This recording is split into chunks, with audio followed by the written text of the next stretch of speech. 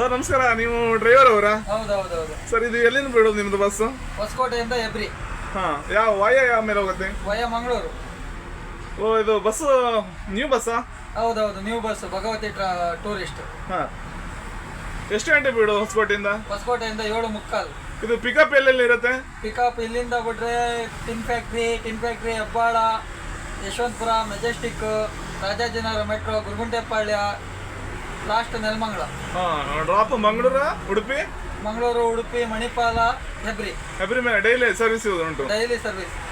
ನೀವು driving period ಬಂದು ಎಷ್ಟು ವರ್ಷ ಆಯ್ತು ಸರ್? ನಾನು 9 ವರ್ಷ ಕ್ಲೀನರ್ ಕೆಲಸ ಮಾಡಿ ದುರ್ಗಾಂಬ ಮೋಟಾರ್ಸ್ ಅಲ್ಲಿ, ಆಮೇಲೆ ಭಗವತಿ ಟ್ರಾವೆಲ್ಸ್ ಬಂದಿದ್ದೆ.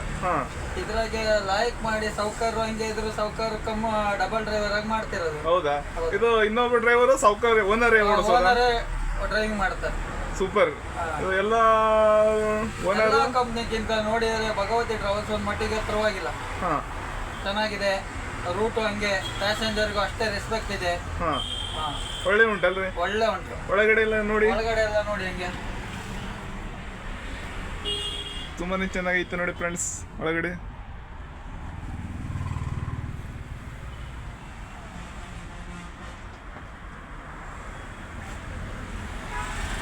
ಇದು ಎಷ್ಟು ಬಸ್ ಉಂಟು ನಿಮ್ದು ಭಗವತಿ? ನಮ್ದು ಟೋಟಲ್ 6 ಬಸ್, ಒಂದು ಟೂರಿಸ್ಟ್, ಟೋಟಲ್ 7 ಬಸ್ ಇದೆ.